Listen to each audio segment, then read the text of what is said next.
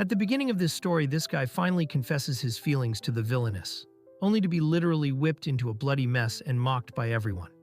She does not hesitate to curse his incompetence, flaunting the vast differences in their status. Some are born noble, while others, like him, are destined to remain lowly. But then she crosses a line, one that shatters his restraint. That was the breaking point. Something inside him snaps. 10 years later, at the villainous estate. Inside, a maid and the butler were fooling around. The butler wanted to clap them cheeks despite her refusal and warnings about their mistress. Now he proceeded with foreplay, and she pleaded for him to take it easy. After all, they couldn't just do this in the hallway. But the guy was too excited to listen, even noting that she seemed like the mistress while she called him a pervert. That was exactly why he got so turned on. He wished for the day when her arrogant attitude would backfire. Speaking of which, the villainess appeared, slamming the door with a loud thud. Both of them froze at the sight of her. The narrator then formally introduced her as Evelyn Winter, the head of the Winter family estate. With that out of the way, the story shifts to outside the estate. The maid and butler now desperately pleaded for mercy, promising never to do it again. Normally, something like this would get someone dismissed or fired, but Evelyn just scoffed at the idea. Inside a box, a gun was revealed. With a cold, chilling aura, she presented two options: either die at her hands or freeze slowly to death. Both were frightened beyond their wits. The butler reminded her of her title, saying that doing this would definitely leave a mark on her reputation. However, she didn't react, and her personal butler also understood the assignment. With that, he slowly approached the fool who begged for help, but he simply silenced him with a sharp kick to the chest. That sent him tumbling down the stairs. The next moment, Evelyn spoke. She said she was grateful the butler was concerned about her reputation, so if he truly wanted to preserve it, he should happily die. They shouldn't worry. She intended to bury them in a gold casket together. Hearing this, they swore a time would come when her reputation couldn't protect her. With that said, she ended the conversation, sending them both to another life. After a moment of silence, she handed the gun to her personal butler, Joseph. She mentioned she didn't like the gun. The accuracy was off, so he agreed to pay special attention and inform the workers. While leaving, Joseph voiced his concern, noting it was winter and delivery might be slow.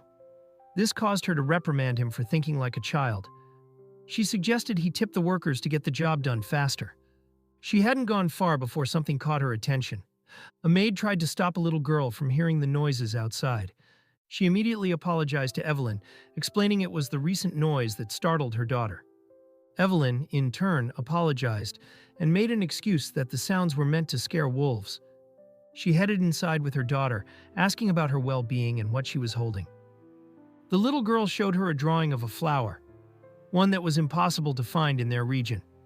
Evelyn concluded she might have copied it from a book, and her daughter nodded in affirmation.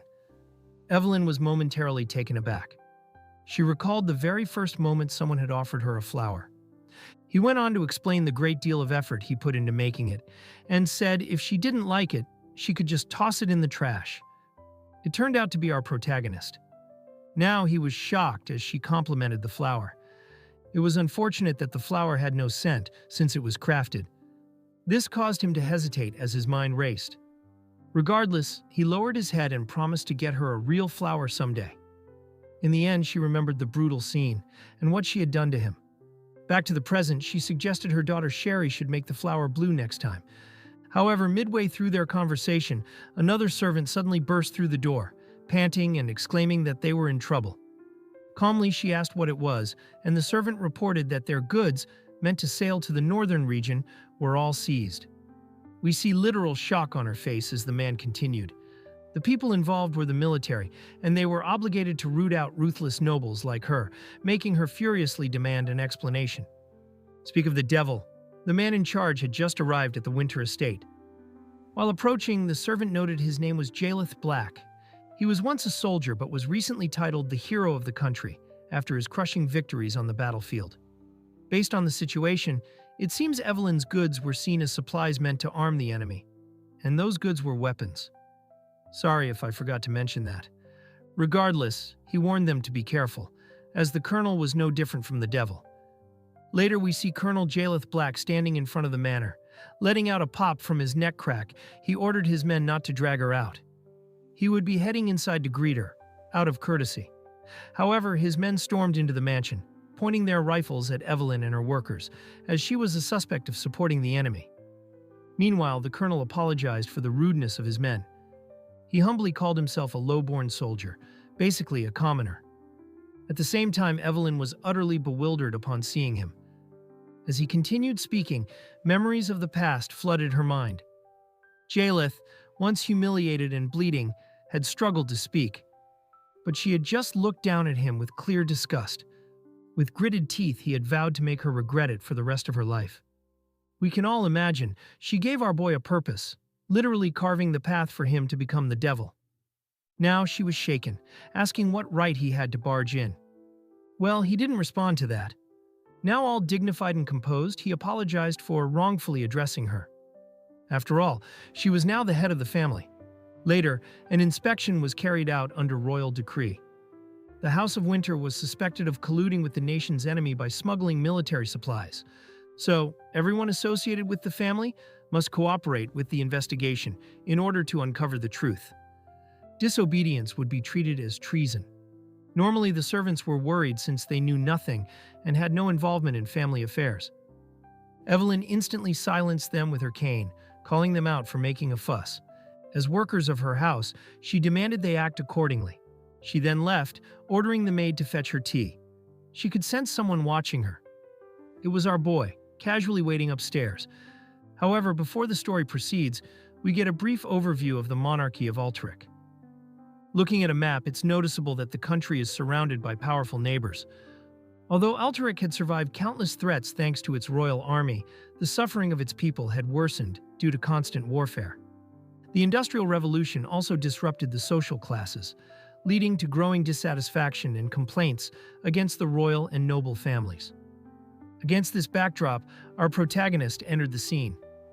People called him many names: the man from an unknown origin, the Black Beast, the Hound of the Battlefield. To him, none of those names or what others thought mattered. He constantly seized victory, rising from a commoner to a war hero. Now he is seen as the hope of the people and the future of Altaric. Anyway, back to the story. Jaleth asks Evelyn about her husband, Lowen Winter. At first, she feigns ignorance, so he repeats the question, specifically asking about Lowen's whereabouts. Evelyn replies sharply, calling him illiterate and wondering aloud how he even became a war hero. His subordinate doesn't like the remark, but Jaleth remains unfazed and continues. He says he understands that Lowen Winter is dead on paper, but he couldn't find his body. Evelyn is shocked and asks if he violated her husband's grave. He calmly affirms, admitting it was wrong, but given the circumstances, Lowen's death was too suspicious. They got married 10 years ago, and he supposedly died in a train accident 3 years later. However, something didn't add up. Strangely, there were no witnesses to the accident, nor was his body ever found. What's more interesting is that her assets had only grown in the 7 years following his death, and they didn't match what had been reported. Considering all these factors, he directly asks, "Is your husband committing treason under the disguise of death?"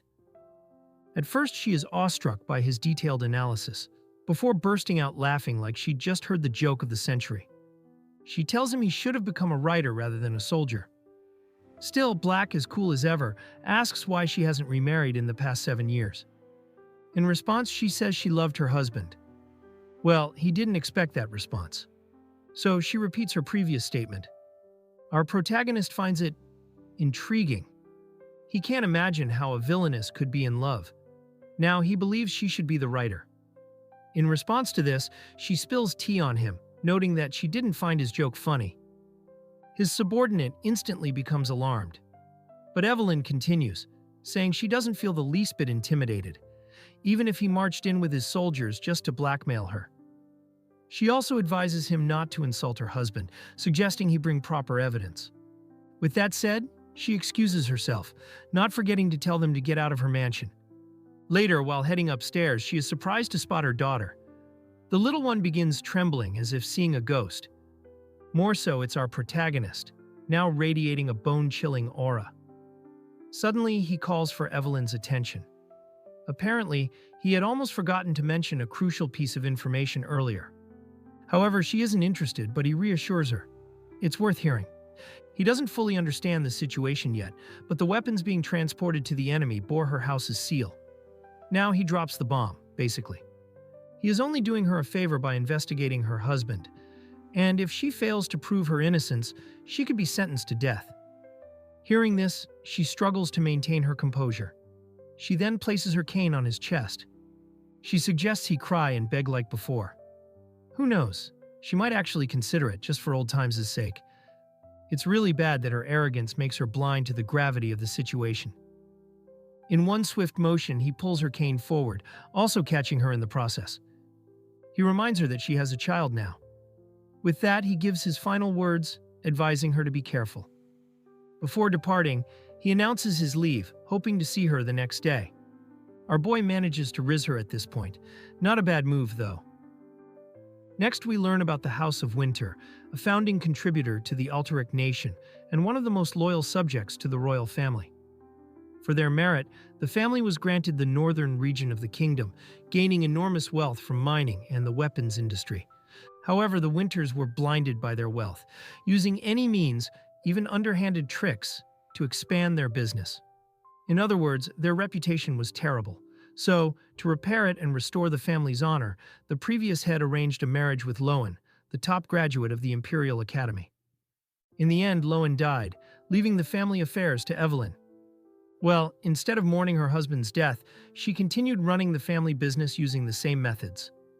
Earning herself the title of heartless widow and cold villainess, she didn't care how others viewed her. But nothing in life lasts forever, and the family business began to decline. Without a legitimate family heir, the Winter family suffered significant damage. Let's shift to the next day. The atmosphere is tense because of Gilead Black's proposal. He offers her a paper insisting she sell her domain to him, in other words, transfer her title. He reasons it would be better for her to willingly retire and live well, rather than having it forcibly taken by the royal family. In response, she boldly declines the offer, stating she isn't penniless.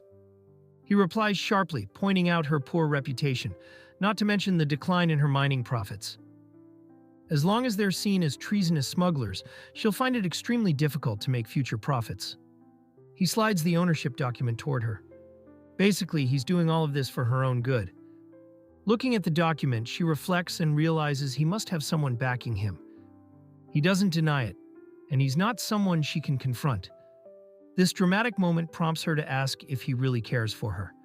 However, Gilead simply tells her to sign the damn thing already. In response, she declines, insisting only the king can grant her such mercy. And since he is not above the king, he should not overstep his authority. While leaving, she orders her servant to prepare her bag. She intends to have a private meeting with His Majesty. They will be leaving the following day. Night approaches quickly. Evelyn stands awake, her mind lingering on Gilead Black's words. Her daughter is also present, quietly mumbling to herself. The little one approaches slowly, unaware of her mother's state. Frustrated, Evelyn demands to know who is disturbing her. She panics when she realizes it's her daughter. Understanding her mistake, she quickly apologizes, hoping Sherry won't cry. After some time, she relaxes as Sherry falls asleep.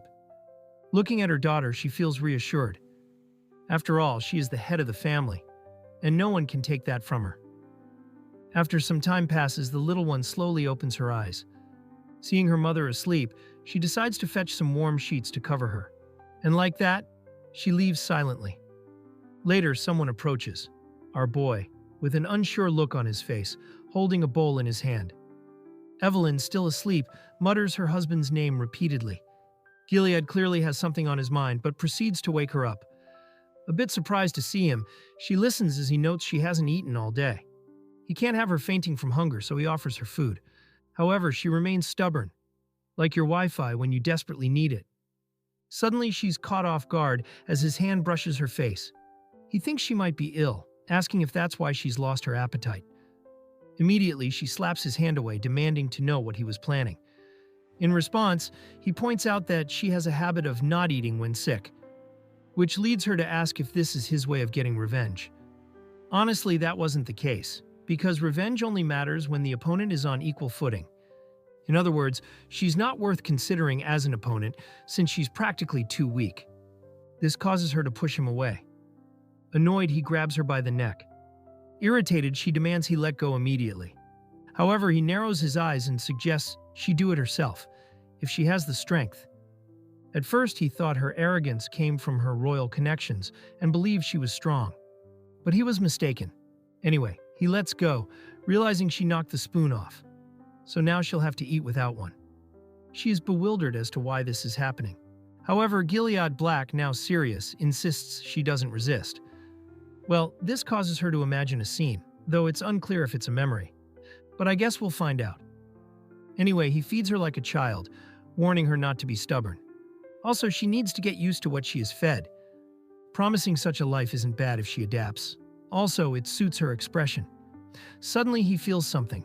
Sherry is trying to defend her mom, almost tearing up. He takes this as a sign to leave, but before that, he advises her to stay well. The little one checks on her mom, while Evelyn reflects on his last words. Meanwhile, we are taken back a decade. Apparently due to the rain, Evelyn Hunt was ruined.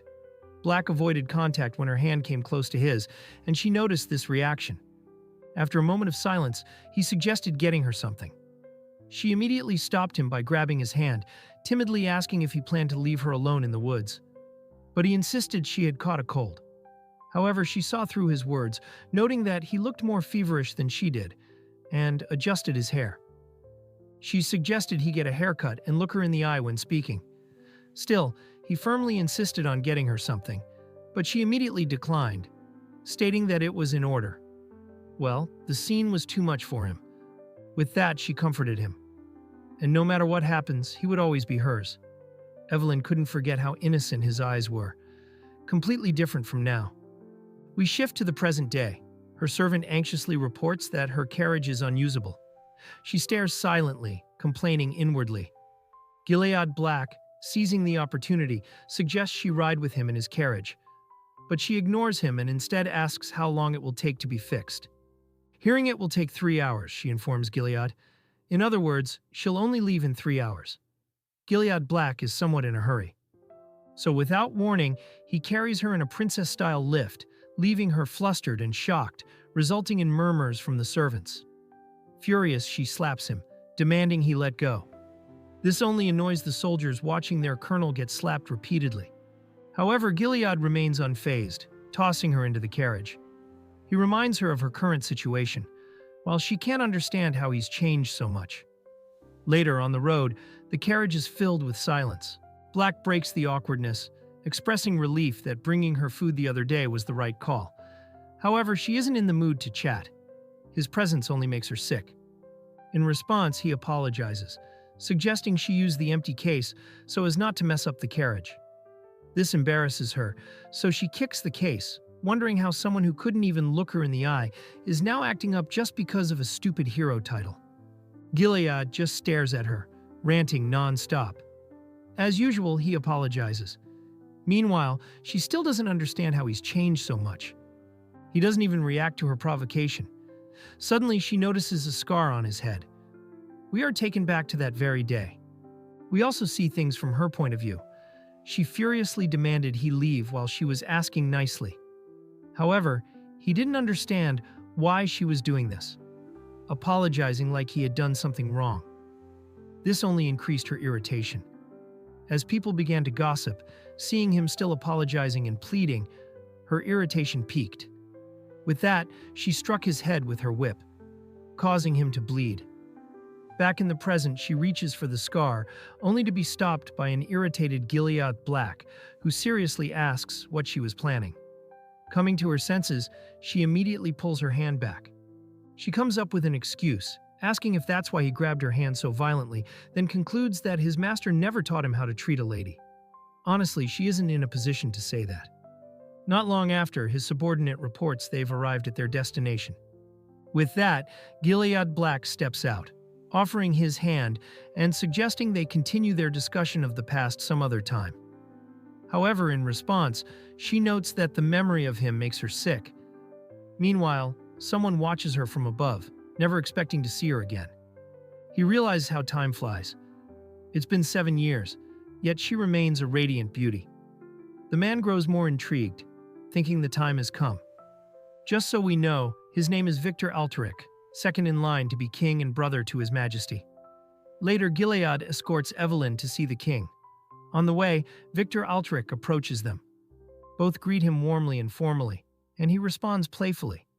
Then, casually crossing his arm over Evelyn, he remarks that it's been a long journey and must have been taxing, so he invites her for some warm tea. In response, she politely declines, prioritizing her visit to the king. Victor isn't annoyed by this. He then reports that his brother's chronic illness has been worsening. Still trying to salvage what's left, he attempts to persuade her. Evelyn senses the plot behind his expression. Regardless, she adjusts her own expression and politely thanks him for his deep concern. She really knows how to play the game. So Victor immediately shifts the topic to Gilead Black, who was just minding his business. He mentions Gilead's duty in hunting down treasonous nobles, saying he was so persistent that even he had to wash his hands of him. He then wonders if they are acquainted. Noticing her silence, he quickly seizes the opportunity to introduce Gilead Black as the war hero, his hero, who saved him during the war. He even went to great lengths to persuade him to join the army. He notes that Black still keeps some of his old habits from his mercenary days and hopes he hasn't bothered her along the way. This comes as a surprise to Evelyn. She didn't expect our boy to have once been a mercenary. So she praised his personality. It's unclear if it was sarcasm, but she complimented both of them, saying Altaric would have a great future with such promising men. Just then, a servant arrived to inform her it was time to see the king. However, before she left, Victor, still playing the concerned act, assured her that they could talk about anything and that there was no shame in seeking help. Honestly, it was kind of funny how his hand kept wandering around. He added that it was best to erase the worries of the past. This caused Evelyn to shoot him a glare and ask if that was the reason he killed her husband. Victor froze, his face showing a shocked expression. But she immediately shifted her tone, noting that it was just a joke. Poor guy just stood there, realizing he had lost the round. Later, inside the king's bedroom, he called for her. Indeed, his illness had gotten so bad that his skin had begun to decay. Nonetheless, as a sign of respect and courtesy, she kissed his hand. Evelyn warmly apologized for not visiting sooner. Elsewhere, the sound of glass shattering echoed. Victor was literally fuming about what happened earlier, mumbling complaints about Evelyn's annoying attitude. This was in stark contrast to Gilead Black, who was calmly sipping his wine. Meanwhile, Victor kept muttering that her confidence must be coming from someone backing her. He reflected, believing that Lowen Winter, Evelyn's husband, might still be alive. We then shift to a private moment. He spoke about her husband's funeral, recalling how young and remarkable he was, fit to be the next leader of the nation. In contrast, Victor was too ambitious. To his brother, Lowen was nothing more than a nuisance, someone he had lost first place to at the Imperial Academy. The king was also certain that Evelyn's current predicament was Victor's doing, all to control her. So he advised her not to confront Victor directly, because she couldn't defeat him head-on. But there was still hope for her. And just before he could say more, we shift back to Victor and Gilead Black. Victor wanted him to find Lowen at any cost, reminding him who had brought him to his current status. When he offered to hand Black a portrait to memorize, Gilead declined, insisting he already knew what Lowen looked like. Victor was surprised. He never imagined they had met, and demanded an explanation. Gilead Black confirmed he knew him but gave no further details. This only made Victor more curious, noting how interesting he became with every conversation. The truth is, Gilead had seen Lowen's portrait countless times. Because back then, he was the one who painted the wedding portrait of his crush and her husband. Man, imagine the pain he must have felt. Back to the present, Evelyn concluded her meeting with the king, making a pledge. At the same time, Gilead Black swore to find him, as did Evelyn. It seems both now share the same objective, or so it seems. Later, it was time to depart. As expected, Victor showed up, casually asking why the long face, clearly sensing the meeting hadn't gone well. Just then, the butler announced the king's order. Evelyn was to be escorted to her estate. But there was a problem. She hadn't brought her carriage. Without hesitation, Victor offered to take her instead. She stared at him silently, clearly calculating something. Then she laid it all out. Victor Altaric, born of a late king's concubine, had risen through the military ranks. And his title of Grand Duke wasn't enough. His ambition pointed straight to the throne. And while he had the power, claiming it required more than strength, it demanded bloodline and noble support. That's where the House of Winter came in. Evelyn saw through it all, Victor's plan to use her family name to legitimize his claim. Without blinking, she refused. Unwilling to accept her answer, he grabbed her hand. With a dark glint in his eyes, he warned that this would be the last time he showed kindness. Suddenly, a loud voice shattered the tension. It was Joshua, Victor's direct nephew and his rival for the crown. He demanded to know why his uncle needed such a large presence just to speak with a lady. Victor was stunned. Joshua should have been at the Imperial Academy. But the prince brushed it off. His location wasn't up for debate. Instead, he turned his attention to Evelyn, greeting her warmly. She returned the greeting with grace, honored that the prince recognized her. Joshua, clearly flustered, stumbled over his words. Victor tried to dismiss him, suggesting that adults should handle adult matters. But Evelyn disagreed. After all, Joshua was the Academy's top scorer, a source of pride for the family. Still blushing, Joshua admitted he'd been inspired by her late husband. At the mention of her husband, her mood shifted. With a soft tone, she asked for a favor. A carriage to take her home, explaining hers had been attacked by wolves. Victor's lip twitched at the pitiful sight. Joshua hesitated, unsure. But Evelyn knew how to play the game. Her act pushed him to act. Still blushing, he quickly ordered his carriage to be prepared. Whispers rippled through the crowd. One of Gilead's men was impressed. Evelyn had flipped the script, beating Victor at his own game and winning the prince's favor in one move. Victor could only watch as she left, tossing in a snide remark about her manipulating his naive nephew. But she fired back with a line that made him stop in his tracks. Still, he walked away, vowing she would regret this day. Later, outside, Gilead approached her. He offered to escort her personally, referencing her earlier mention of wolves. That's when she clarified. Those wolves weren't beasts. They were him and his men. She declined his offer. As she turned to board the carriage, she realized the step was too high. Gilead immediately understood and offered his hand. Surprised, she questioned his intentions. Calmly, he replied, "No hidden motive? Just basic decency." Though hesitant, she accepted. He wished her good health. She called him out for pretending to care. Maybe it did sound strange, but he was genuinely glad to see her doing well. Slightly embarrassed, she warned him, "Never show your face again." And with that, she departed.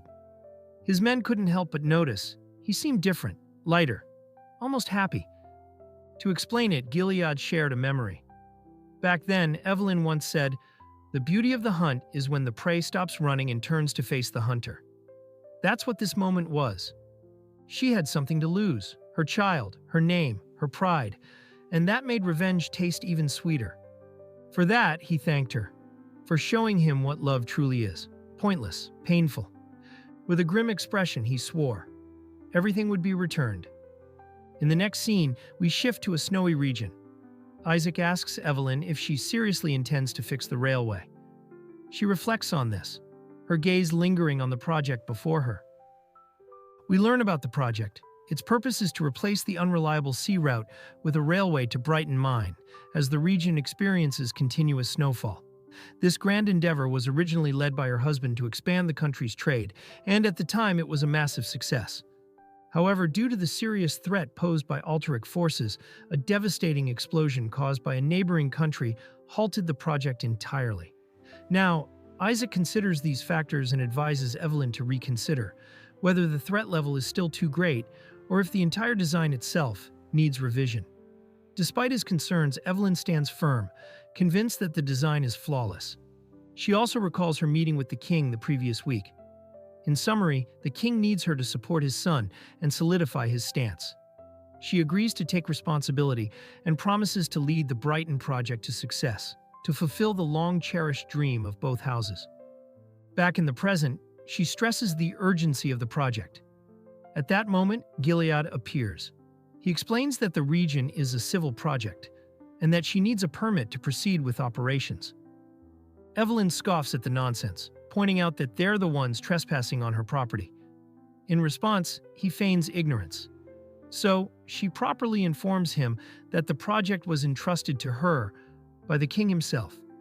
Spotting a few inconsistencies in the blueprints, she orders Isaac to revise them. With a respectful nod, he quietly exits. Understanding the situation, Gilead instructs his subordinates to withdraw. Left alone, he suggests Evelyn proceed with her duties. Meanwhile, she sees his real intention. She understands that this is part of Victor's plot. She and Victor have stood on opposite sides ever since the incident with his nephew. Momentarily distracted, she snaps back to reality, refocusing on the task at hand, finishing her husband's project. She vividly recalls her conversation with him, who emphasized that the project was meant to strengthen the nation through international trade rather than keeping it confined to a single port. And now, in this dark time, the project would surely bring light. But as she loses herself in those memories, danger creeps in unnoticed. A loose metal pillar begins to fall from above. Luckily, Gilead senses it in time. He calls for her attention, but she's too stunned to react. Fortunately, he prevents what could have been a catastrophe. However, in the process of saving her, her foot gets soaked in the freezing seawater. Acting fast, Gilead tells her to remove her shoe to prevent frostbite. Finally coming to her senses, she immediately slaps his hand away, warning him never to touch her. Honestly, did she forget he just saved her life? Even so, Gilead remains calm. He warns her again. Her stubbornness might cost her a foot. Still, she refuses, throwing in a jab, wondering if his ears are just for decoration. Meanwhile, a snowstorm begins to approach. Without hesitation, he grabs her, ordering her to follow him. She can only express her irritation in silence, but Gilead is the least bit concerned. A wooden cottage soon comes into view. Evelyn is instantly bewildered. The building sparks some intimate memories, though it's hard to say for sure. Inside, the silence stretches between them. Gilead simply says they'll wait out the storm. She says nothing, just stares at him. A storm outside, and perhaps one within her as well. Meanwhile, Gilead plans to start a fire. He casually remarks how the place hasn't changed, but for Evelyn, the place is a void. Everything about it had long been erased from her memory. His eyes narrow slightly, curious at her reaction. As he starts the fire, he insists that she dry her wet clothes. She doesn't move. Instead, she questions why he seems so indifferent, so unaffected by everything. In response, he reminds her that he's a soldier. Feelings don't serve much purpose where he comes from. Evelyn laughs softly, noting that the boy who once couldn't handle a chisel properly is now a soldier. He wipes his face with her damp hair, a bold move, and with a strange softness, he says it was all thanks to her that day. She is stunned for a moment, but quickly regains her composure and insists he leave, as usual. However, Gilead informs her that no one knows her location. If he leaves, she could die. She pouts, believing that would make Victor extremely happy. But Gilead disagrees. On the contrary, his master would be deeply upset. Outside, the storm shows no signs of letting up. He suddenly asks if she remembers the old days. She feels embarrassed. Those days are gone. There's no going back. Curious, she asks what he means. Instead of answering directly, he questions whether she truly loves her husband, Lowen. Before she can respond, he adds another question. Can she handle the project alone? Does Lowen really love her? Is he the kind of man who would put the woman he loves at risk? His relentless questioning deeply enrages and irritates her. From the way Gilead speaks, it seems Lowen is alive. Evelyn also questions his loyalty to the Grand Duke. After all, he is a war hero, so he should be in the palace. Yet here he is, playing the role of a mere bodyguard. Reflecting, she suspects the issue lies in his humble status as a commoner. The Grand Duke doesn't trust him. Seeing no reaction, she presses further, wondering if he ever worries about being abandoned, or if it's simply in his nature to follow orders blindly. He acknowledges that it is his master's habit to mistrust and trample on others. Evelyn laughs at this. Then, circling back to his question, she affirms that she loved Lowen. She suddenly grabs Gilead by his tie, her expression serious. She wonders if it was difficult for him to accept. But Gilead doesn't respond. Instead, his gaze shifts toward the bed, reminding her of what happened that day. Now serious, he asks if she truly wore a white dress on her wedding day, if she truly stood before God in purity. Seeing no response, he presses further, asking if she truly lied in front of God and everyone. Having heard enough, she slaps him. Unshaken, he murmurs that with such lies she may never make it to heaven. She slaps him again, even harder. Evelyn demands to know what he's trying to achieve by bringing up the past. In response, he catches her off guard by touching her lips. Suddenly, the storm shakes the house, and now she finds herself on top of him. He teasingly asks what her husband might say if he learned about this. Strangely amused, she tries to end the encounter, insisting that he ask himself, after death. Yet Gilead doesn't resist. Instead, he apologizes. He notes that this isn't his time as he reaches into his coat. Pulling out a weapon, he declares that someone like him has no business interfering in the affairs of two noble lovers. Evelyn is stunned. The gun is pointed at her. The scene opens with the completion of Evelyn's wedding portrait. Grief weighs heavily on Gilead, pushing him to the brink of despair. Overcome with sorrow, he is moments away from ending his own life. But Evelyn intervenes just in time. She makes it clear that he does not have her permission to leave without her consent. As he processes her words, she suddenly grabs him by the collar and kisses him, leaving him utterly stunned. That night, they share an intimate moment together. By morning, she beats him. And that was the moment he made his decision. If he wanted revenge, he had to live. Later during the war, he manages to save Victor, who weakly thanks him. But something feels off. He doesn't recall seeing him among the army ranks. Naturally, he asks for his name. Gilead hesitates for a moment, recalling when Evelyn once gave him a name. Taking a breath, he responds in a firm tone. Victor studies him, noting that his name carries the weight of abandonment. Back in the present, Gilead holds Evelyn at gunpoint. One of his men is startled by the sudden gunshot, scanning the distance anxiously. To their relief, it turns out to be a signal. One soldier panics, suggesting they report to headquarters immediately. Another instructs him to stay calm. As he walks toward the signal, he orders the other to prepare the carriage. Meanwhile, at the Winter estate, the telephone rings. A female butler answers, informing the caller that the head of the estate is unavailable.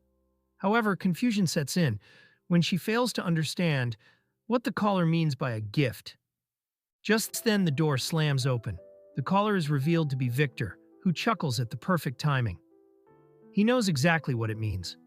His gift has arrived. A moment later, Isaac appears, looking as though he barely survived a battle. He reports that masked figures attacked. The project design was stolen and, most concerning of all, Evelyn is now completely alone. As if that weren't enough, they receive a message from the Grand Duke, catching them off guard. Before they can read its contents, the scene shifts back to Evelyn, who stands frozen in shock. Gilead had fired a flare gun. Right on cue, his subordinates arrive to retrieve their colonel. Turning to Evelyn, still stunned, he offers to escort her back to her estate. She sneers at his offer, remarking that he has missed his opportunity and that it is a shame they will never see each other again. Yet, he never intended to kill her. What surprises him most is that she doesn't know about the news. Back at the Winter estate, moments before the message arrived, during a conversation with the Grand Duke, Victor Alteric makes a remark. Evelyn has no friends and lacks any real social interaction. Regardless, he has purchased the land directly across from her estate. In other words, his gift is an invitation to the welcoming ball, or at least that's what I think. And as for the owner of that newly acquired estate, the new lord, none other than our protagonist himself. Evelyn is shocked, wondering aloud if the Grand Duke truly granted him the domain. In case it wasn't clear, whether you hear him addressed as Lord Black or Gillith in the future, they are one and the same. Nonetheless, Lord Black extends an invitation to Evelyn to attend his celebratory ball in 2 weeks. And it is worth noting, this is not a request from the Grand Duke. He watches her with that smug look, as if he has figured everything out. Meanwhile, Evelyn is already looking forward to it. Upon arriving at her estate, Evelyn is met by one of her butlers, hurrying toward her with urgent news about the Grand Duke's message.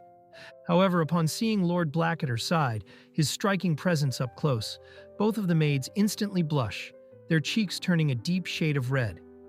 Evelyn thanks Lord Black and suggests he leave quickly. He nods in affirmation without saying much and departs. Only after he is gone do the ladies gather around their mistress, curiosity and concern evident in their expressions. However, Evelyn merely asks for her personal butler, Isaac. The man approaches, apologizing profusely. She can tell he has been through a great deal. Without a word, she leaves, ordering them to prepare a bath for her and to fetch a doctor, or rather someone named Oscar. Later inside her bath, scented with rose petals, Evelyn leans back, lost in thought. Her mind lingers on her conversation with Lord Black about his upcoming ball. Truthfully, she doesn't understand his intentions. Why would the Grand Duke suddenly purchase the estate across from hers now rather than long ago?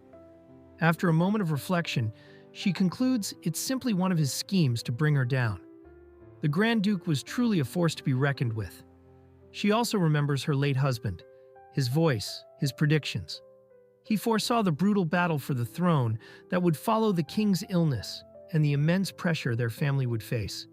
His words had felt like a farewell, admitting with regret that he had no friends, something he had come to consider a shame.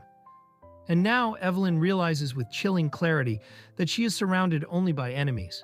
Even her servants are visibly anxious. The realization sinks deep.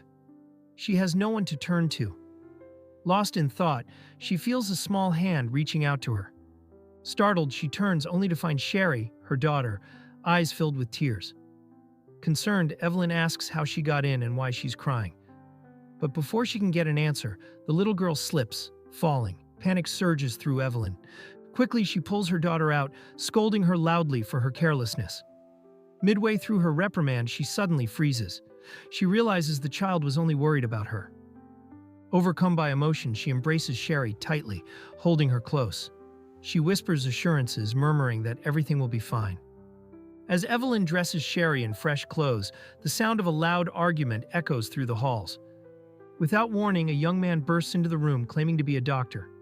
His eyes scan her frantically, asking if she is all right. Evelyn exhales, exasperated. Of all people, it had to be him. Still concerned, he approaches, rummaging through his coat pockets as he prepares to examine her. He pulls out a stethoscope. Frankly, Evelyn begins to question whether he is a real doctor. She promptly slaps some sense into him. She remarks dryly, wondering if all doctors act the same way. Despite his nose bleeding from the slap, Oscar grins, holding up a reassuring thumbs up. He comments on how much she hasn't changed over the past 10 years. In response, she sighs and tells him to drop the awkward formalities. And just like that, the conversation shifts to nostalgia. Laughing, reminiscing, strolling through the halls as they discuss the old days. Meanwhile, a masked man watches from the shadows. Observing the scene before him, he realizes things are about to get much more interesting. Later the next day, the conversation unexpectedly veers toward the Brighton project. Oscar is visibly shocked as the topic is brought up. After all, it was the project her husband had worked on. Evelyn, however, quickly assesses his reaction. Yet she knows this is something she can handle. Oscar remains unresponsive, his thoughts fixated elsewhere. His mind drifts back to a scene he witnessed on his way to the estate, an unsettling event. Hesitant but concerned, he brings up the public outrage surrounding her and the Brighton project, cautioning that stirring the issue further might only escalate matters. Evelyn takes a moment to process this, lost in thought. Then, unexpectedly, Oscar panics when she firmly reminds him not to address her so formally. The remark catches him off guard, but before he can react, she softly reminisces about the past, the old days. The words stun him. He remembers those times vividly, back when it was just the three of them. A fleeting moment makes him wonder if they could pick up where they left off. Before he can voice his thoughts, the study door swings open, abruptly interrupting the conversation. Both turn, surprised to find Sherry strolling in. Oscar doesn't waste a second, lifting her in his arms while marveling at how much she has grown. Meanwhile, Evelyn attempts to scold her for barging in without knocking. Sherry pouts, and Oscar, ever the soft-hearted one, supports her, gently reminding Evelyn that it's just them. With a sigh, Evelyn relents, leaving the two alone. Shifting focus to Oscar, he attempts to ask Sherry several questions, but she offers no response, just an innocent, clueless stare. The silence stretches awkwardly, thickening the air between them. The whole situation feels off. Is the girl mute or something? Understanding the tension, Oscar lets her go, unwilling to push further. He only realizes afterward, as the door closes behind her, that she hasn't recovered from that terrible incident. Evelyn remains still, saying nothing. To understand why, the story takes us back in time. An older man took Sherry, not in the way one might expect. The memory is from a time when their public reputation was at its lowest. Evelyn panicked back then, while Lohan remained eerily calm as the old man threatened to end the little girl's life. But her husband wasn't one to tolerate threats. The moment the fool dared to menace his family, he swiftly dealt with him. Even now, the memory sends a chill down Evelyn's spine. A sudden shudder makes her grip tremble, and the cup slips from her grasp, shattering on the floor. Oscar immediately moves to clean up the broken pieces, but his attention lingers on Evelyn's troubled expression. Concerned yet cautious, he asks when she last had proper sleep. Her silence speaks louder than words. He wonders, could something have happened? Just then, Evelyn's mind drifts to him. Holding Oscar's hand, she asks for a favor, but before she can explain, the scene shifts outside. Sherry hums a tune as she steps outdoors, enjoying the fresh air. Her eyes catch sight of a white rabbit. Excitement flares. If she can catch it, maybe she'll impress Mom and Oscar. But in the midst of her chase, a gunshot rings out. The rabbit collapses. Sherry stands frozen, her gaze locked on the sight of blood pooling on the ground. A hooded man steps forward. His voice cuts through the stillness as he questions whether she recognizes him. Before the truth can unravel, the scene shifts again. Inside, Oscar urges Evelyn to calm down, pleading for an explanation. Her voice trembles as she admits she can't trust anyone anymore. They're all trying to destroy her family. Oscar's patience wears thin. He presses further. The answer is already known. It's Lord Gilith and Victor Altric. Evelyn is still shaken, but finally reveals that Black is back. Oscar barely has time to react before the head butler arrives with alarming news. It's about her daughter. And from the sheer dread etched on both of their faces, it's clear something terrible has happened. The scene shifts outside. They arrive at the last place Sherry was seen. Evelyn is utterly petrified, frozen in shock. At this moment, anyone would assume the worst, that the little one is gone. The scene shifts to Evelyn's husband's funeral, where whispers and murmurs fill the air. The townspeople speak in hushed tones, their gossip cruel and unrelenting. To them, she is solely responsible for countless deaths. The conclusion is inevitable. They think she is a witch. The weight of their words lingers as the scene transitions to her mansion, where golden sunlight floods the room, casting a warm glow. Just then, Sherry approaches, her small frame hesitant yet curious. She finds her mother lying on the floor, mumbling for her to stay away. The little one watches with wide, innocent eyes, not understanding the sorrow that grips Evelyn.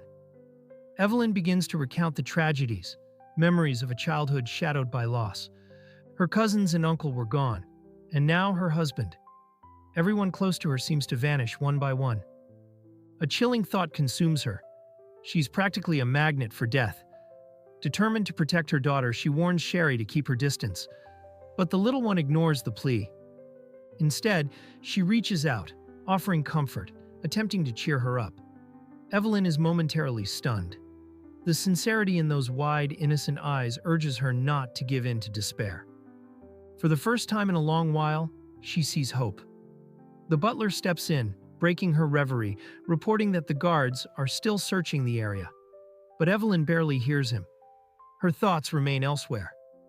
Just as the weight of it all threatens to overwhelm her, her eyes widen. In the distance, two silhouettes, her husband and Sherry. Without thinking, she bolts forward, her heart pounding in her chest. The butler warns her of the danger, but his words are lost as she dashes forward, plunging into the freezing water. Her gaze is locked on Lohan, desperation taking hold. She silently begs them to wait, but they begin to fade. Panic surges and she drops to her knees, pleading with Lohan not to take Sherry away. She is all that remains. Her voice trembles, growing louder, the plea turning into something desperate, something raw. Then she freezes. A figure stands before her. It's Lord Black. His expression is unreadable. Evelyn, on the other hand, stares at the blood staining his weapon. A realization crashes over her mind. Could he have been responsible for Sherry? The misunderstanding lingers until he finally reveals the truth. From beneath his cape, a small, terrified figure emerges. With measured calm, he explains everything. While hunting, he stumbled upon a suspicious man, one who had likely been watching Evelyn since the previous chapter. Without hesitation, he had shot the intruder. Things grew complicated when Sherry became involved. But in the end, his priority had been her safety. Evelyn is left stunned. The little one wastes no time, running straight into her mother's arms. Lord Black might be monstrous in the eyes of many, but he is no demon. The butler arrives moments later, her relief evident at seeing them together again. Meanwhile, Lord Black tenses. His instincts pick up the incoming snowstorm. Frustration flickers in his gaze as he calls off his manhunt. Evelyn remains silent for a long moment before finally speaking. For once, she acknowledges his actions, and she would not forget. Seizing the opportunity, she extends an invitation. He says little in response. Then, Oscar arrives holding warm clothes, immediately chastising Evelyn for running through freezing water. However, his rant halts mid-sentence. Something stops him, the sheer presence of Lord Black. The tension thickens, but Lord Black merely brushes past him, indifferent. At that moment, recognition flashes in Oscar's mind. Memories resurface. Old times, when they had all been together. He struggles to piece everything together. Lord Black was Evelyn's servant back then. Yet something remains elusive. He doesn't quite remember him. Inside the winter estate, Lord Black accepts Evelyn's invitation. The butler, sensing the tension in the air, swiftly declares her departure. Oscar is the first to speak. He's just learned that Lord Black holds the rank of colonel, and a thought crosses his mind. Could they have known each other by chance? Lord Black formally acknowledges the question, and then recognition strikes. Oscar realizes who he is. A glimmer of relief flickers in his expression. After all, it's been so long.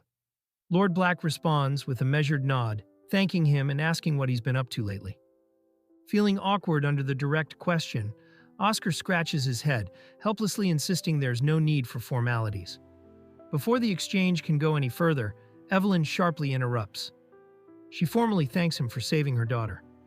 His response is simple. It was no trouble. Protecting his domain was his sole intent. The little one had merely been caught up in it. Evelyn, however, is taken aback when he suddenly shows interest in the identity of the man he had taken down. The realization settles. Enemies lurk in the shadows, too many to count. And the most formidable one is sitting right in front of her. She shifts the conversation, suggesting that he name his reward, even offering to assist in the arrangements for his upcoming ball, though he notes there's no need. Then, steering the subject back, he turns to Oscar. With a tone formal yet unwavering, he suggests that Oscar escort Evelyn as her partner. The sheer absurdity of the notion is evident in their reactions. But Black presses further, going so far as to remark that her late husband would have been proud to see the two together. Irritated, Evelyn sets her cup down with a sharp thud. She reminds him to watch his tone.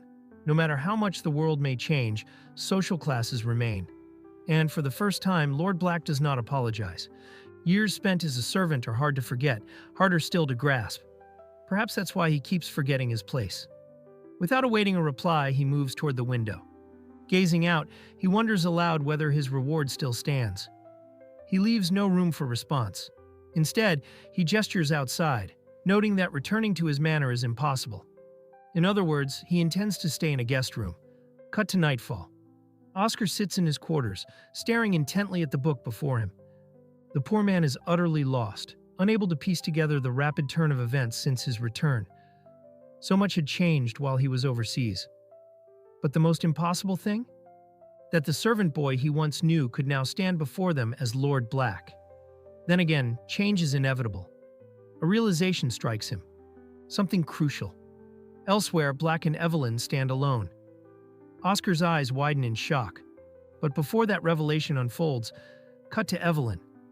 Under the weather and feeling feverish, she contemplates calling a servant. But for some unknown reason, she hesitates. Abandoning the thought, she chooses instead to seek Oscar out personally. Walking down the dim hallway, she's suddenly caught off guard. Someone is standing there. Annoyed, she assumes it's Oscar and wonders why he isn't saying anything. Only she's stunned the next moment. Because without looking, she already knows. It's him. Lord Black stands before her, his gaze locked onto the wedding portrait that once shattered his heart. Elsewhere, dark ink spills onto paper. Oscar appears as though he understands the reason why 2 + 2 = 4. He rubs his temples. Why had he forgotten something so crucial? The memory returns vividly. The moment Lord Black pressed a soft kiss to Evelyn's forehead while she lay asleep. And Oscar had witnessed everything, like a silent spectator to a moment never meant to be seen. The thought unsettles him. A servant entangled with his lady. Back to the present. Evelyn, still processing what she sees before her, finally speaks. Her voice carries a note of disbelief. She asks Lord Black what he is doing. Lord Black watches her in silence for a moment before making an offhand remark about the painting. His words leave Evelyn momentarily stunned. Gathering herself, she reminds him that it's rude for a guest to wander the manor so late at night. If he has nothing better to do than stare at paintings, he might as well leave. Even as she speaks, her thoughts swirl. Despite feeling lightheaded, she plans to stay in the study, not knowing what he might do if left alone. Worse, calling a servant at this hour would only fuel rumors. Anyone would assume something intimate was going on. Her mind snaps back to the present when Black finally notices her feverish condition. As usual, she dismisses him, telling him to mind his own business. But in response, he wonders if Oscar is simply incompetent. Or maybe, just maybe, Oscar and Evelyn are secretly involved, and he had simply interrupted them.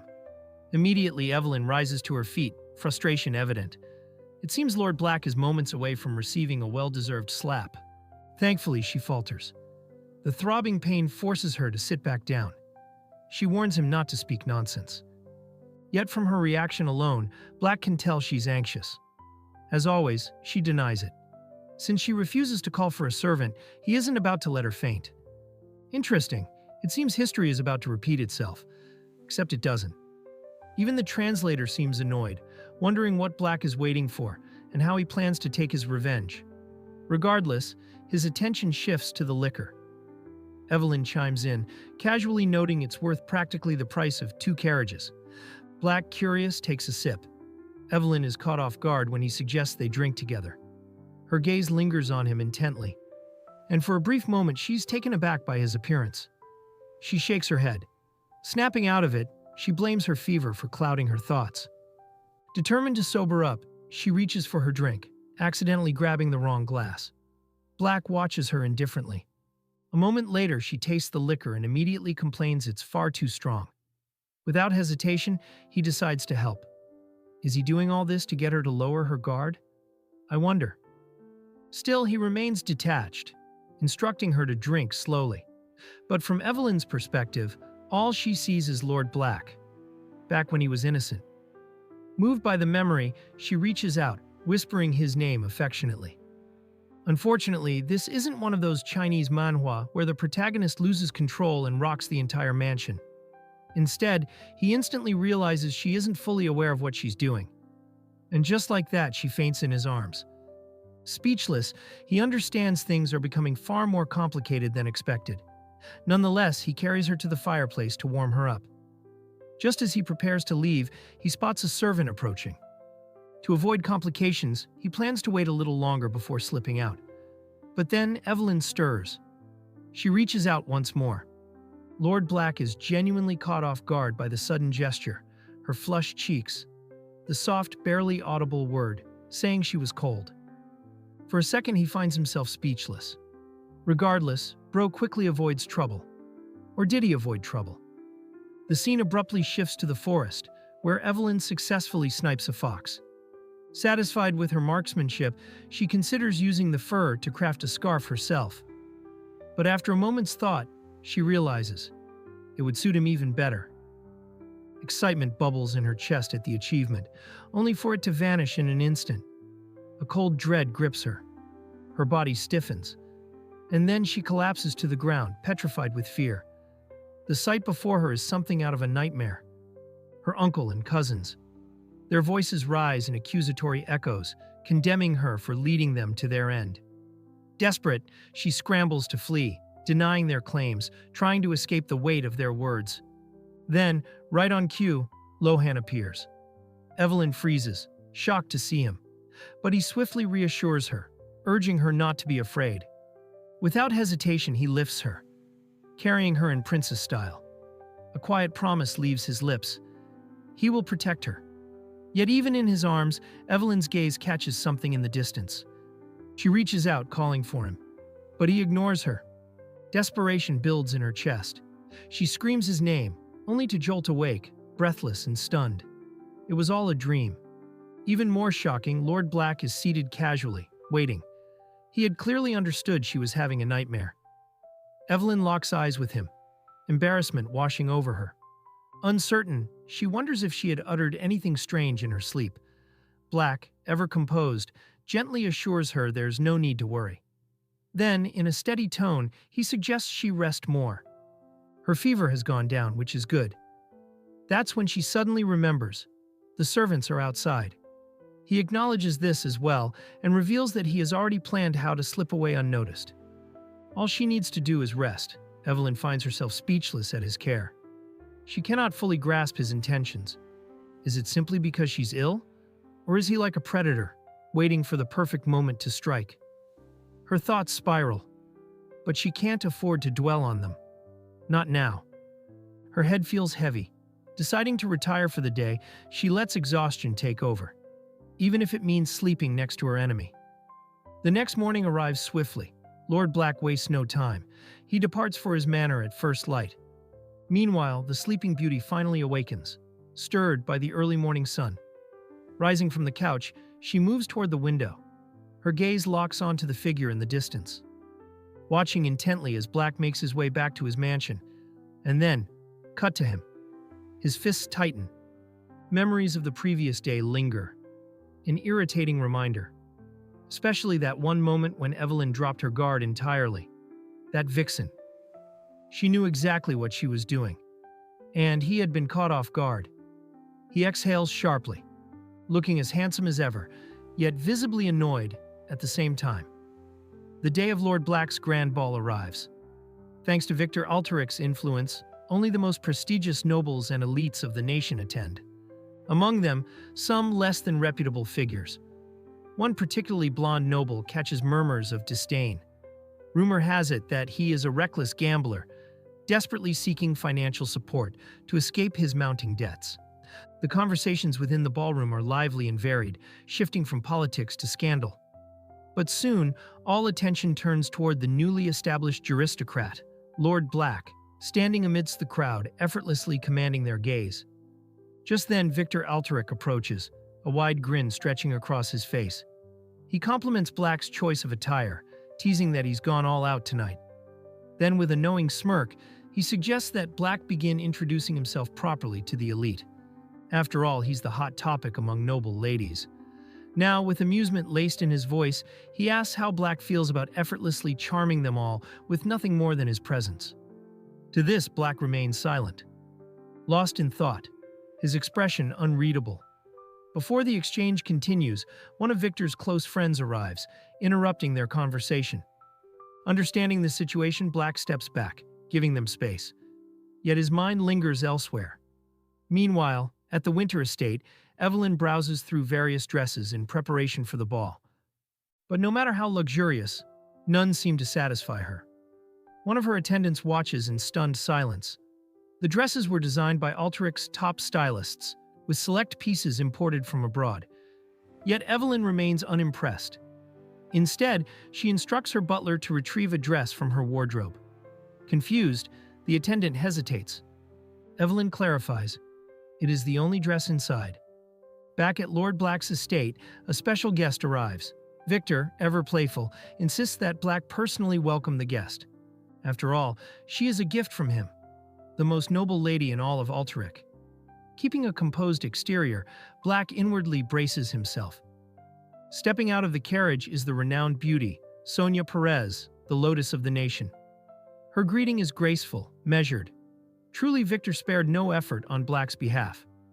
Having a boss like Victor, many would consider it a dream come true. Victor responds warmly, noting that Sonia is like a sister to him. Then, turning to Black, he instructs him to escort her inside. With intrigue gleaming in his eyes, he probes further, asking Black what he thinks of the White Lotus. Black merely stares. Approaching her, Sonia is stunned, her cheeks flushing with color. Then, in a polished tone, he formally introduces himself. Gilith Black, Colonel of the Army, and a good friend to Victor. A bit embarrassed, she replies that she has heard much about him. Black, ever composed, feels humbled, though he suspects the stories she's heard might be far from reality. Sonia, however, is caught off guard when he gently offers to show her inside, perhaps even to his room. It isn't explicitly stated, but it might happen. Her face turns bright red. She is moments away from accepting when the last guest arrives, interrupting them completely. A flicker of irritation crosses Black's face. Victor, ever the instigator, mockingly asks if she was heading to the convent. And yes, the guest is none other than the villainess, making an entrance as grand as ever, draped in a distinctively dark outfit. A striking choice, and one that does not go unnoticed. Among the nobles, whispers spark. The dress resembles the one Evelyn wore at her husband's funeral. Ignoring the murmurs, Evelyn strides directly to Victor, demanding an explanation for her poor treatment. In response, he offers a partial apology. He has no desire to create unnecessary tension among the other nobles. Apparently, this is exactly what Evelyn had wanted to hear. Satisfied, she now turns her attention to Black. With sharp precision, she suggests that he personally escort her inside. Victor, rendered momentarily speechless, struggles to process the abrupt shift in events. Meanwhile, Sonia watches, confused. On the other hand, Black carefully considers the situation. Ignoring Evelyn would be a mistake. It would undoubtedly spark rumors, ones that could prove inconvenient for his master. And who knows what consequences may follow. Understanding his position, he has no choice but to accept. He steps forward, leaving the White Lotus standing in place. At that moment, realization dawns in her eyes. She finally understands. Evelyn was the villainess of the Winter Estate. Escorting Evelyn into the ballroom immediately stirs commotion among the guests. Whispers rise like an unsettling tide, laced with insults and harsh remarks. She can hear them, but there's nothing she can do. So, she shifts her attention to Black instead, wondering how it feels to be the center of attention. He, on the other hand, remains composed, offering little in response. Before proceeding, the House of Perez is introduced. Its history is brief, rising to prominence only when a daughter of the family bore a son for the former king. That son was Victor. His mother's status as a royal concubine secured the family's influence. However, everything unraveled the moment she died in an accident, plunging the Perez family into instability. Cut to a moment before the ball. Victor and Sonia engage in a serious conversation. In summary, Victor seeks every asset he can gather. Wealth, troops, commodities, all essential in securing his place on the throne. And most importantly, someone who can act as a shield to prevent everything from crumbling. That someone is our boy. Snapping Sonia from her thoughts, he requests a dance. With a careful tone, he asks whether she feels uncomfortable. Realizing she had momentarily slipped into distraction, she quickly apologizes. Still, she's excited. He's chosen her as his first dance partner.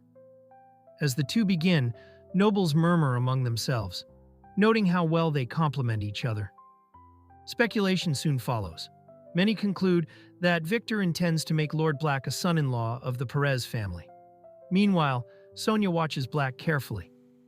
If not for his humble background, he would be an undeniably fascinating figure. Let's cut to Evelyn. Bored out of her wits, she absently sips her drink. Yet she cannot stop watching the two as they move across the floor. Her mind wanders.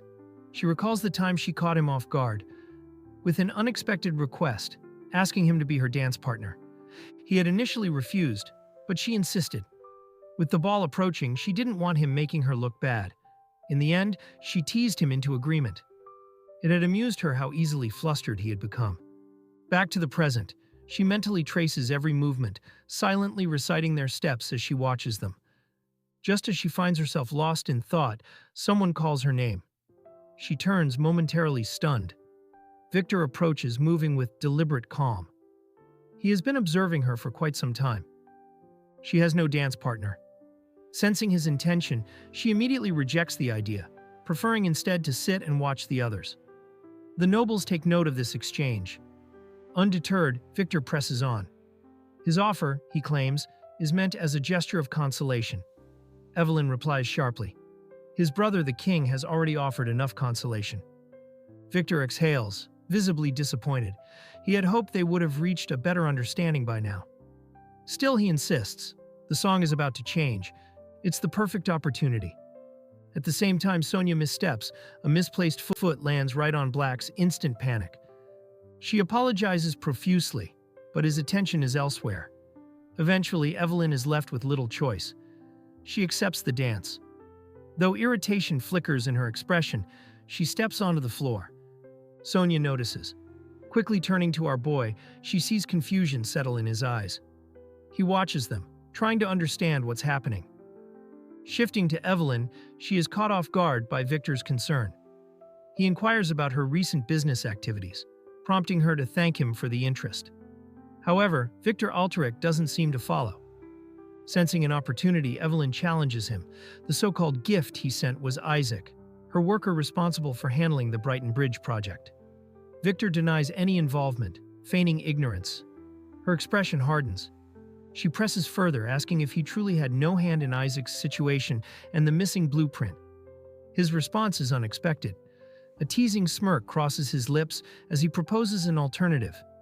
If she satisfies him, perhaps he'd understand. His words leave her momentarily stunned. Meanwhile, shifting back to Black and Sonia, she notes that he is an exceptional dancer. Yet, even as they move, his mind seems elsewhere. Sensing her growing unease, Black quickly finds an excuse, offhandedly mentioning that the music is a bit loud. Just as he leans in slightly to hear her better, they accidentally bump into Victor and Evelyn. Without hesitation, he offers an apology. At the same time, he subtly signals to Sonia. She understands the assignment immediately. With a sudden misstep, she loses her footing, crashing straight into Black. Without delay, she apologizes, claiming she sprained her foot. Seizing the opportunity, she suggests they step away to somewhere private, a quiet place where she can rest. Black hesitates, but ultimately resigns himself to helping. Victor observes the exchange with mild amusement, thinking to himself, they make quite the perfect pair. Turning his attention back to Evelyn, he can tell she isn't doing well.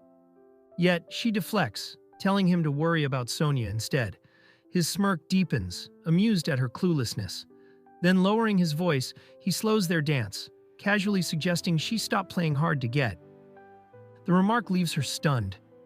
Before he can say anything more, Evelyn abruptly separates from him. With lowered head, she respectfully excuses herself, using the conclusion of the song as a convenient reason to leave. Victor, however, doesn't intend to let her off so easily, but it's too late. She's already slipping away. Later, Evelyn sits alone on the balcony, her mind still lingering on Victor, frustrated that she hadn't gotten him to admit his involvement with the blueprint. Even worse, she had tripped, offering him the perfect opportunity to humiliate her. Annoyance boils beneath the surface. Just as she begins muttering complaints about her leg hurting, someone calls for her attention. She stiffens. The blonde noble from before approaches. She hadn't expected anyone to find her here. Meanwhile, shifting back to Black, he tends to Sonia in one of the private rooms. Despite her claims, he can immediately tell her foot is perfectly fine. But the lady herself is lost in a world of fantasy. Her thoughts spiral as she compares him to other men, noting just how strikingly handsome he is. Her face flushes. She wonders how she might make him fall for her, only for her thoughts to shatter the moment Black suggests calling for a doctor. Panic strikes. She hastily tries to stop him, moving too quickly, only to trip in the process. Calm as a mock but sharp as an eagle, Black takes note of the situation. She lands against him, her arms wrapping around him. Shifting back to Evelyn and the blonde noble, he eyes her curiously, almost as if wondering if she'd been kicked out of the party. Meanwhile, Evelyn struggles to place him. His face is vaguely familiar, but his name escapes her. The noble looks at her with pleading desperation. He needs her help. Switching to our boy, he questions Sonia, who pleads with him to wait. She claims to be nervous, yet strangely, she feels very comfortable when she is with him. Despite this bombshell of a confession, our boy remains silent, which stuns her. Suddenly, a sound comes from the door. Sonia wonders who it might be. Meanwhile, we shift back to Evelyn. She finally recognizes the man as Baron Theodore, who responds with a warm gesture. Looking at the grand ball and the nobles inside, Baron Theodore finds it all pathetic. Their conversation begins in a way that raises suspicion. Evelyn advises him to watch his words, but he persists, noting that both of them are the same. He asks if she doesn't feel annoyed. They knew she wasn't physically well, yet they dragged her to the ball, forced her to dance, and humiliated her. As he continues to rant, Evelyn simply stares at him coldly, as if she has figured everything out. Suddenly, she notices he is drunk and suggests he retire to his mansion. But Theodore refuses, still rambling about how the nobles are nothing but ingrates. In response, she decides to leave. Panicked, he stops her, insisting they continue the conversation. Out of nowhere, he proposes a business cooperation, one that could lead to massive profit with little capital. Immediately, he is silenced by a slap. Even though Evelyn has enemies, that doesn't mean she's unaware of his financial ruin after losing his fortune to gambling. Annoyed, he suddenly grabs her by the hand. Evelyn instructs him to let go, but he insists they are the same. After all, her business isn't going smoothly either. Reflecting, he assumes she came to the party seeking a rich and dependable man. Just as his hand begins to wander, at the same time her foot finds its way to his groin. With that, she leaves, letting the full grunt of pain sink in. Suddenly, she is yanked by the hair and thrown to the ground. Cursing, he mocks her, saying her situation isn't any better than his, so she shouldn't act high and mighty. Meanwhile, shifting to Black, he discovers two servants leaning in. Embarrassed, the fool runs off without saying a word. Black remains speechless and puzzled. Turning to Sonia, he suggests she rest and plans to get something for her to drink. Shifting back to the ball, Black cannot spot his master. Seeing the light from the balcony, he decides to head there. Meanwhile, the foolish Baron is already on top of Evelyn. She struggles to get free, but finds it difficult. Now the fool, excited, decides to clap her, realizing no one will intervene. Just then, the door slowly creaks open. Both of them freeze instantly. Meanwhile, our boy stares back, his expression unreadable. However, before we proceed, let's shift to Sonia, waiting anxiously in the room. Normally, when a man shares wine with a woman alone, it could lead to something. However, our boy is taking too long, making her grow even more anxious. She is distracted by the fireworks display outside. Just as she begins to admire the spectacle, she is stunned. Her eyes almost tear.